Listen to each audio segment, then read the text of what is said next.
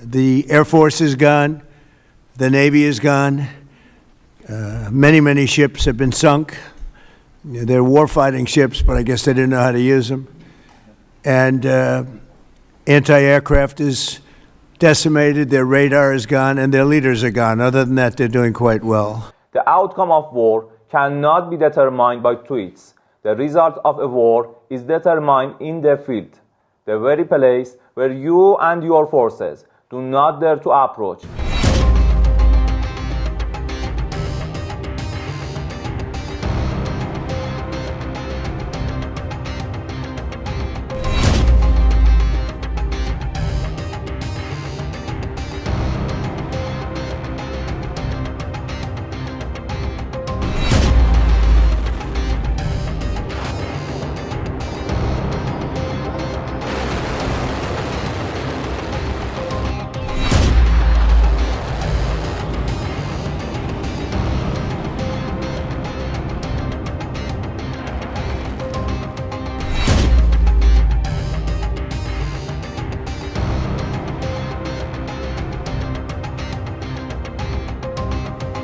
Here we have a wonderful group of very smart, talented patriots at this table. Our powerful military campaign to end the threats posed by the Iranian regime continued in full force over the past few days. They have been literally obliterated. The Air Force is gone. The Navy is gone. Many ships have been sunk. They're war-fighting ships, but I guess they didn't know how to use them.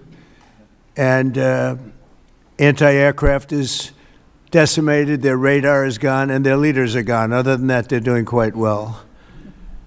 They've been a terror for 47 years, and now I guess the world, through the United States, with the help of Israel, is doing what should have been done many years ago. Should have been done many years ago. Since the beginning of the conflict, we've struck more than 7,000 targets across Iran, and these have been mostly commercial and military targets. We've achieved a 90% reduction in their ballistic missile launches and a 95% reduction in drone attacks. The missiles are trickling in now at very low levels because they don't have too many missiles left. We've also attacked the manufacturing plants, where the places where they manufacture the missiles and the drones, and that's going on today. We just hit 3 of them today. And it's getting very hard for them to manufacture. More than 100 Iranian naval vessels have been sunk or destroyed over the last week and a half. That has to be some kind of a record. Additional strikes continue to launch from all directions every single hour. And as you know, we attacked Karg Island and knocked it literally, destroyed everything on the island except for the area where the oil is. I call it the pipes. We left the pipes. We didn't want to do that, but that we will do that. We can do that on 5 minutes notice. It'll be over. But for purposes of someday rebuilding that country, I guess we did the right thing.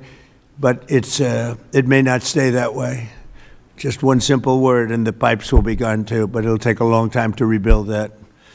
We are aggressively dismantling Iran's defense industrial base, and ability to rebuild its missiles and drone capability is getting down to close to zero.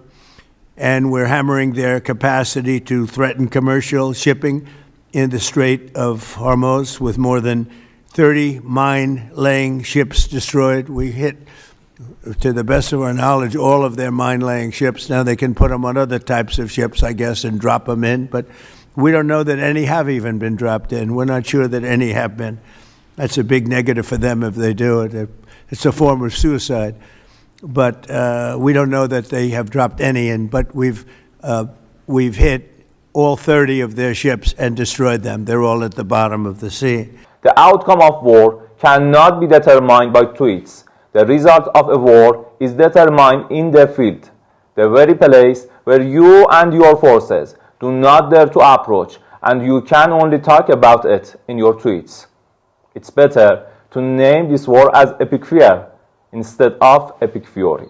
Iran's surprises not only include powerful weaponry, but also the method of delivering crushing blows to the enemy. At dawn today, the Islamic Revolutionary Guard Corps Navy, in a precise and powerful operation, targeted the central ammunition depot of the American terrorist air base in Azad Zafra. Massive explosions occurred at this base, leading to its near destruction and forcing the American terrorists to evacuate their fighter jets to other bases located farther away.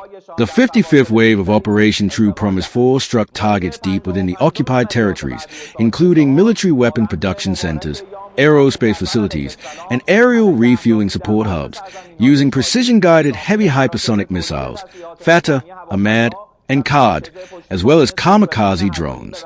The 55th wave of Operation True Promise 4 struck targets deep within the occupied territories, including military weapon production centers, aerospace facilities, and aerial refueling support hubs, using precision-guided heavy hypersonic missiles, Fatah, Ahmad, and Qad, as well as kamikaze drones. Additionally, U.S. military bases located in Azad Zafar Air Base, Jafar Naval Base, and Sheikh Isa Air Base were hit with medium-range, solid-fuel, precision-guided missiles, Fatih, Zulfikar, and Desful, along with advanced smart and suicide drones. By God's grace, all operations were successfully executed. Iran's air defenders, in the past few hours, detected and destroyed 2 American Zionist reconnaissance combat drones over the skies of Tehran and Jam prior to the operations, using the IRGC's advanced new air defense system integrated within the National Air Defense Network. The brave men of the Iranian armed forces, in retaliation for the crimes of the American Zionist enemy, began drone attacks against key and strategic weapons production centers of Rafael and Israel Aerospace Industries, striking vital military-industrial sites. Continuing the dominance of Iran's military firepower in recent days, satellite images show that over 80% of the long-range radar systems and critical targets of U.S. terrorist bases have been destroyed by the armed forces of the Islamic Republic of Iran. The 56th wave of Operation True Promise 4 struck enemy targets in the occupied lands, including the Southern Regional Command headquarters and the strategic missile stockpile depots of Rafael in the north of the occupied territories.